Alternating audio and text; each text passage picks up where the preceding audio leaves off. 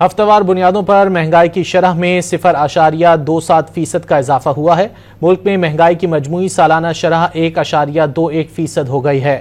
ملک میں مہنگائی کی شرح میں اضافہ دیکھا جا رہا ہے۔ مزید تفصیلات جان لیتے ہیں ڈان نیوز کے نمائندے طاہر شیرانی سے۔ طاہر، کیا تفصیلات ہیں؟ جی، ادارہ شماریات کی جانب سے جو مہنگائی سے متعلق ہفتہ وار رپورٹ جاری کی گئی ہے، اس کے مطابق ہفتہ وار بنیادوں پر مہنگائی کی شرح میں 0.27% کا اضافہ ہوا، جس کے بعد ملک میں مہنگائی کی مجموعی سالانہ شرح 1.21% ہو گئی ہے۔ ایک ہفتے میں 11 اشیاء مہنگی، 16 کی قیمتوں میں کمی اور 24 اشیاء کی قیمتیں مستحکم رہیں۔ ادارہ شماریات کے مطابق ایک ہفتے میں کیلے 11.89 اور انڈے 7.8% مہنگے ہوئے۔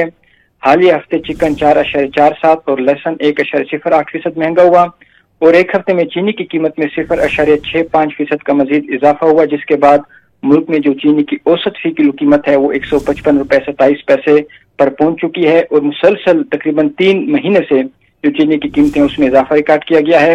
ادارہ شماریات کے مطابق حالیہ ہفتے بیف، مٹن، دال مسور، واشنگ سوپ اور سگریٹس بھی مہنگے ہوئے۔